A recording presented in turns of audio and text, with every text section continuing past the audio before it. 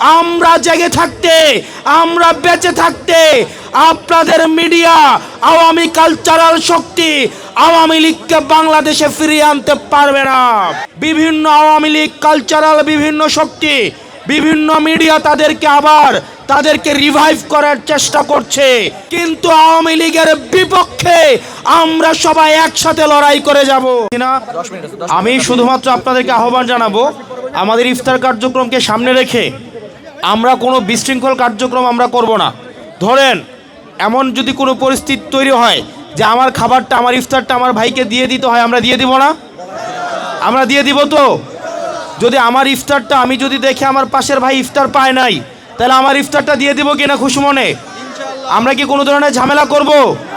আল্লাহ আমাদের রিজিকে যা রাখছে এটা নিয়ে আমরা সবাই উৎসব মুখর পরিবেশে ইনশাআল্লাহ আমরা ইফতার কার্যক্রম সম্পন্ন করব।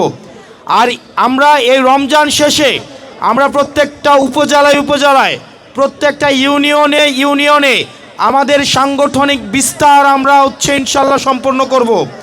এবং এই অভ্যুত্থানের যে শক্তি সারা বাংলাদেশে যারা ছড়িয়ে আছে, আমরা তাদেরকে পুনর্গঠিত করে আমরা আমাদের এই রাষ্ট্রকে ইনশাআল্লাহ আমরা পুনর্গঠন করব।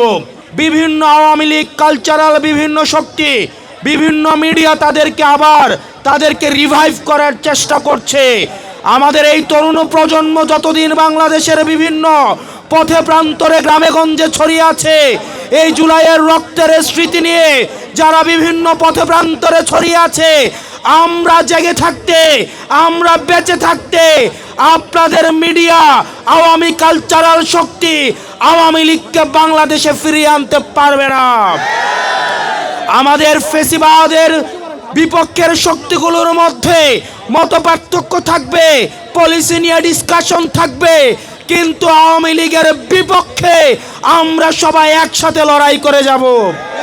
প্রিয় খুলনাবাসী, আপনারা ভালো থাকবেন, সুস্থ থাকবেন। আসসালামু আলাইকুম ওয়া রাহমাতুল্লাহি ওয়া বারাকাতুহু।